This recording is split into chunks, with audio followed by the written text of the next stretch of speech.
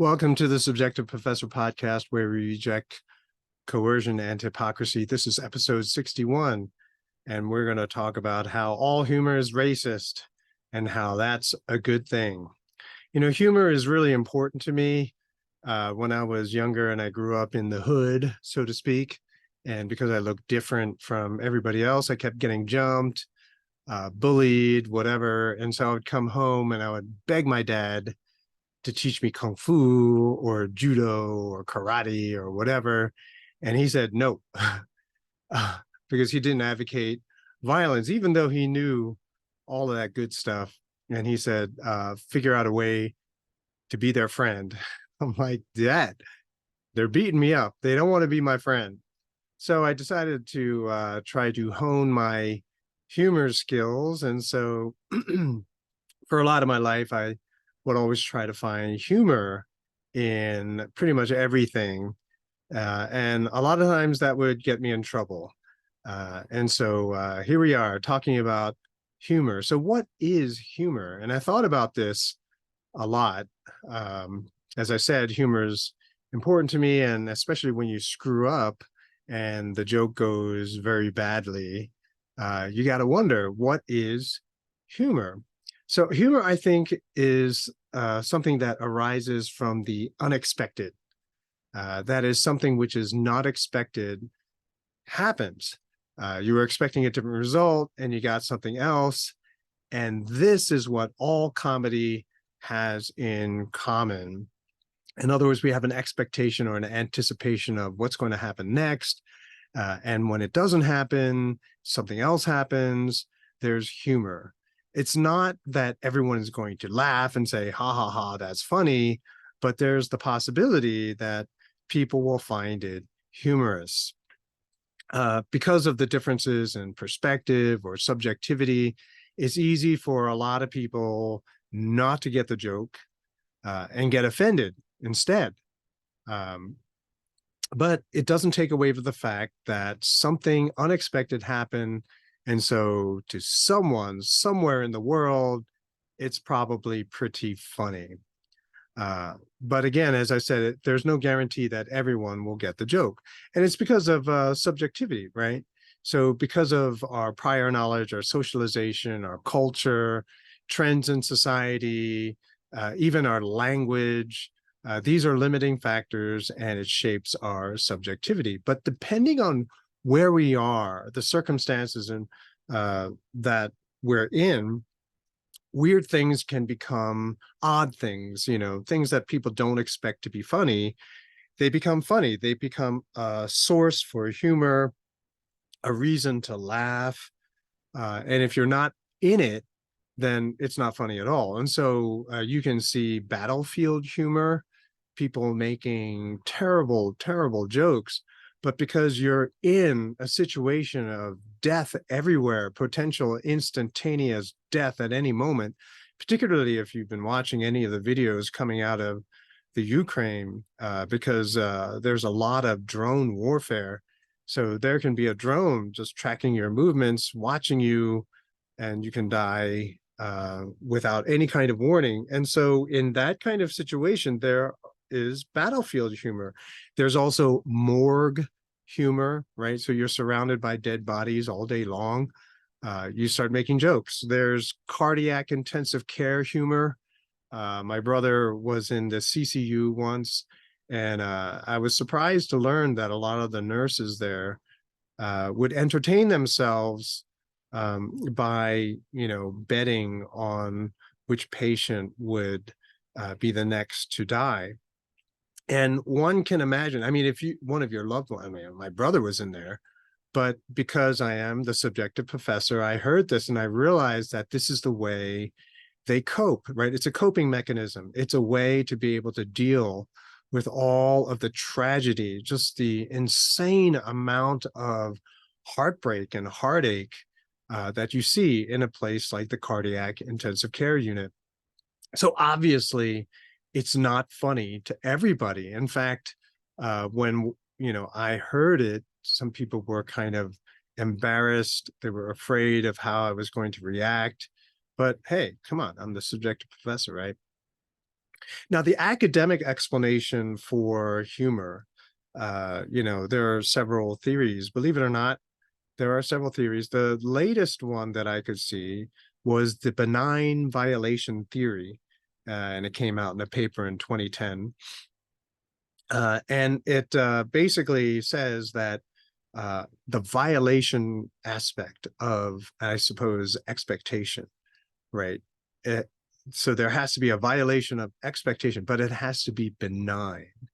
And I thought it was interesting that this academic paper decided to throw in that adjective in the beginning, benign violation. So what that does is it gives academics the ability to police, to censor, or to ban certain forms of comedy, saying that it's bad, it's not benign, it's harmful, it's detrimental, it's dangerous, right? And so we see this a lot, where you see certain people who are socialized by college education, they're saying, you're killing people, which is not what's happening, but that's how they frame it, right? So if it's not benign, then it's malignant, and therefore it's harmful. You're creating harm to people. And so good comedy is benign. It doesn't hurt anyone's feelings, but it's utterly ridiculous to say that. Humor will not be stopped. Even if you don't say it, you can think it, and then you'll chuckle to yourself, right? There is no way to stop comedy. And if we were to impose the subjective theory of value to the field of comedy, we can see that comedy, or what is funny, is in the eye of the beholder, or in the ear of the hearer, right? So just because some people subjectively will say that certain humor is vulgar, inappropriate, unacceptable, racist, whatever, yeah, it's subjective. Okay. That's not to say that some people will get offended, but you can't police the realm of comedy. Everyone who engages in a certain kind of comedy, it is for their amusement, right? It's a coping mechanism of some kind, because life lived in all of its harsh reality can pretty much be unbearable a lot of times. Now, there are a couple examples of comedy that horrified people. There's a comedian who passed away not that long ago, Gilbert Gottfried. And he was making jokes about 9/11 right after 9/11. And he got a lot of flack for that, right? But he tried to explain that this is the way that he was coping with such a horrible tragedy. It's edgy, hey. And so how is it that we live in a world now that people will trash on other people for the way that they are writing their own comedy? If you don't like it, you leave, right? That's what's supposed to happen. There was another comedian, kind of an obscure comedian, but I forget how I came upon it, but I was listening to his sketch, and I can't find it now, but he was joking about his mom's death on the day that she died. And a lot of people would just be like, whoa, that's a little bit, I didn't think his comedy was very funny at all, but I was listening just to simply understand this phenomena of comedy. And he said that when his mom was alive, they basically joked in that manner, and that she would have appreciated the way that he was cracking jokes on the day that she had passed away. And so subjectivity comes in all kinds of different forms, right? You can't just simply say, well, your subjectivity is invalid. Yeah, no, that doesn't work, right? Because then if you follow the rules of no hypocrisy, then that means anything, that person can turn around and look at anything that you're saying and saying, yeah, you're not allowed to make those jokes. And that's how it works. The door swings both ways. So comedy, humor, jokes, all of these things are possible because there is an expectation, right? because there are certain identified patterns that we can observe or that we've learned or experienced. And so you come to expect and even make predictions based on your expectation of what will happen. But see, all of these expectations are generally created by using generalizations, right? So we generalize situations. Well, normally in a situation, this is what's going to happen next, right? It's a generalization. And so this is not only true for people, kinds of people, but also situations and ideas, right? So you'll hear communists making free market jokes. You'll see free market capitalists making jokes about communism, right? And so ideas can be generalized in a certain kind of way as well. But remember what we said before, racial categories are generalizations. Generalizations using a single physical identifiable characteristic, right? And so the definition of race that I gave a while ago, a few episodes ago, is titled Deconstruction of Race. It's a generalization of people, or it can be an idea, an object, using a single characteristic. And so you're creating a stereotype, which we sometimes call generalization, right? So because of the stereotype, you build your comedy. You build your comedy on what most people have come to expect or think that they understand. It doesn't even have to be true, right? And so you could be laughing at humor directed at a certain racialization of people and find it funny, even when you know that it doesn't apply to everyone. And it's fine because it's a joke, right? And so you wouldn't laugh, you wouldn't think it was funny if you were not familiar with the original stereotype. And so the disruption or the retelling and the sort of visualizing of the racialization is a disruption of the expectation, right? So something which is deemed to be normal or stereotypical, you point out how it's kind of funny. And so there is that disruption of the expectation. Now, technically then, it's racist, right? So all generalizations are racializations. And because you're basically working with a stereotype, you're putting all these people who are united by a single characteristic and you're treating them all in the same way. This is what we typically understand as being racist, okay?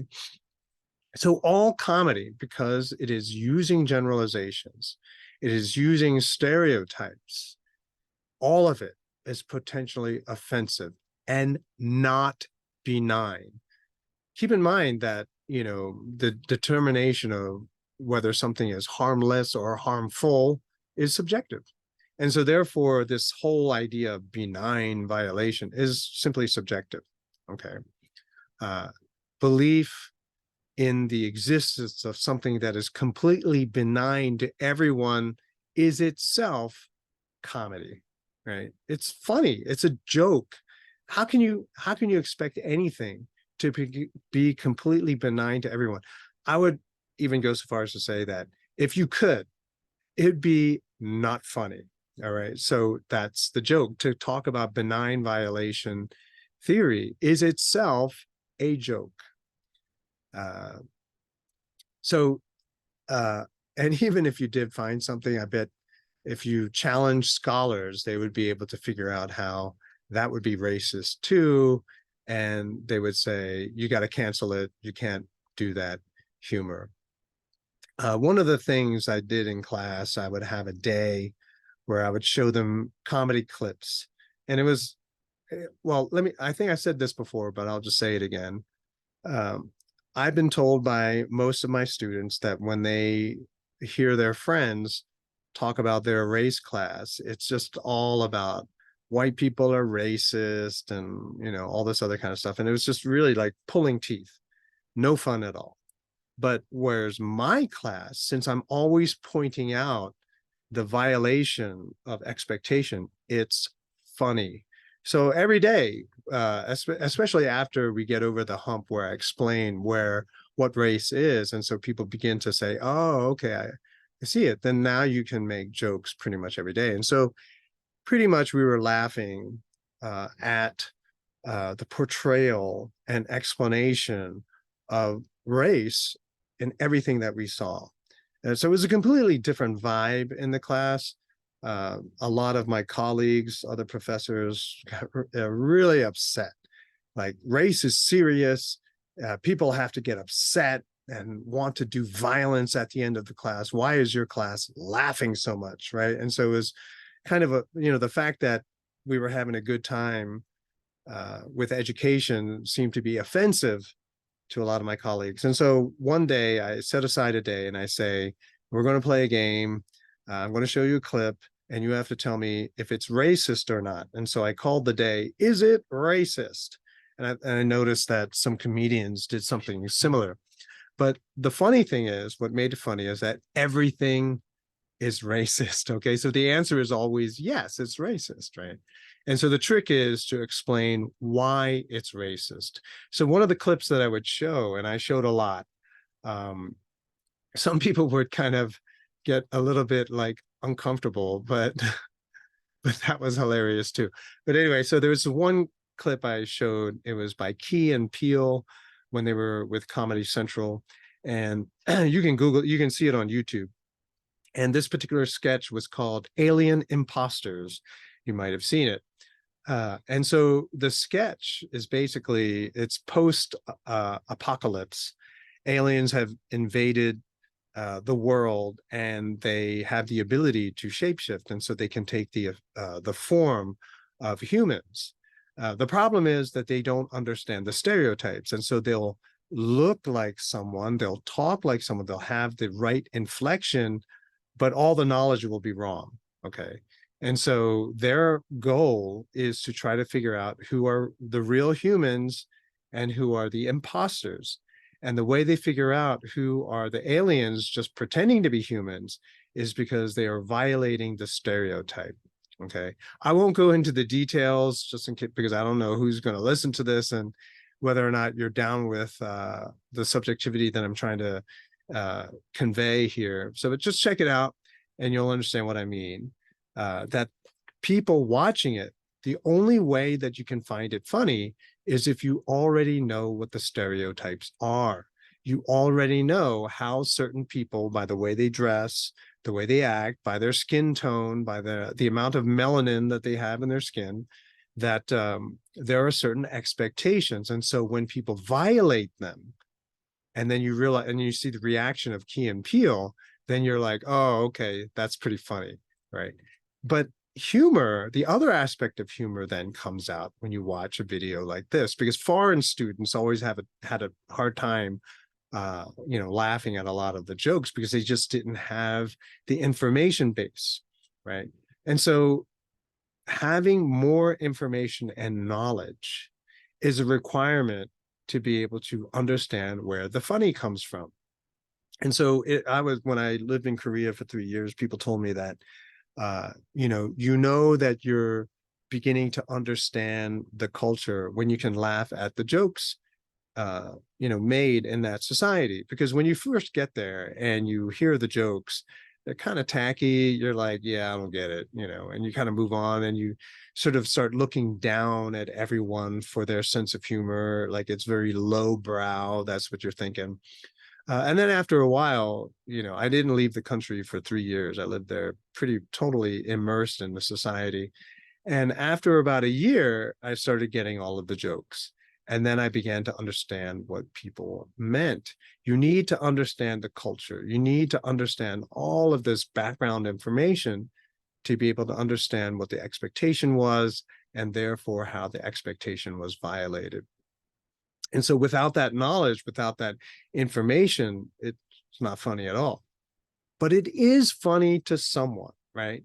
So a lot of people try to police comedy, right? So I remember, I don't know what's going on these days, but for a while, comedians stopped going to college campuses, right? So a lot of the campuses that I was familiar with always had some kind of spring fling, spring festival, where like a day or a week, a lot of people on campus would just party, right? Every opportunity they had, it was very difficult to go to class, and they would have these events all day long, which were pretty much excuses to party and get drunk and trashed and high or whatever. Well, anyway, so let's see. A comedian would always be invited, but comedians would stop going because of all this race theory that was being thrown around. They were being called racist, sexist. You couldn't make a joke, right? Because someone was always offended, right? And this is the attempt by some people to police comedy. And so they're going to impose bans, censor, cancel, whatever. Although they may try to do that, as with all authoritarian societies, the funny is still there, right? You can try to ban it. It's still going to happen. It's still going to be funny. And in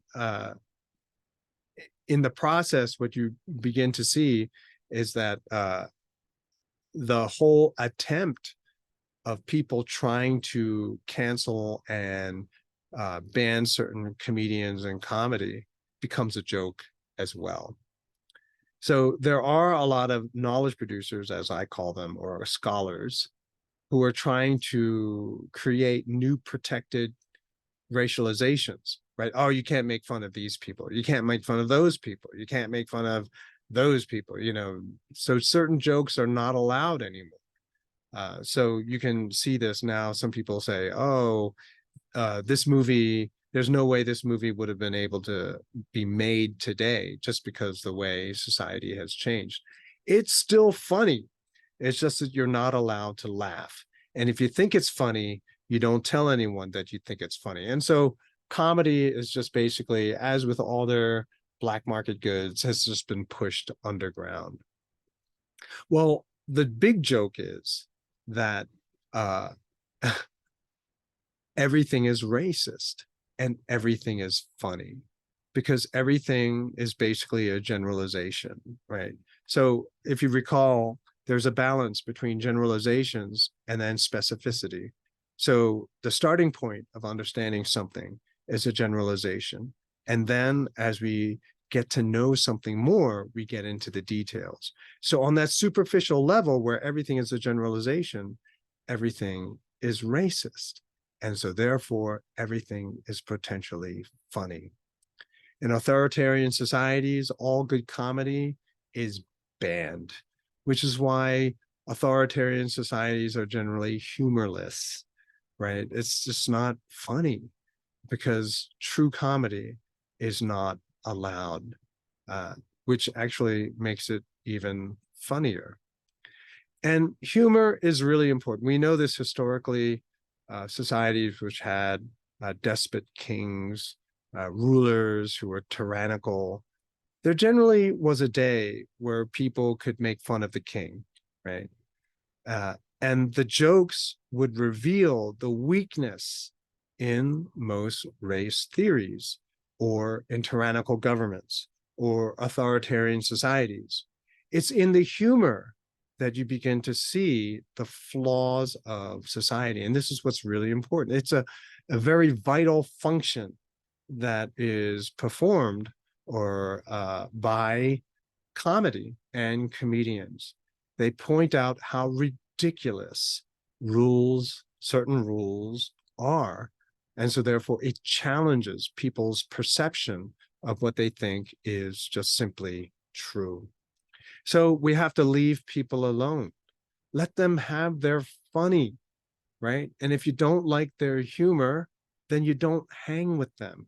And the great thing is that if you are a wonderful, truly wonderful person, and you're like, yeah, I'm not down with that comedy, then people who want to get with you, who want to be your friend, will then be forced to have to learn more, understand why you were insulted or why you don't think it's funny.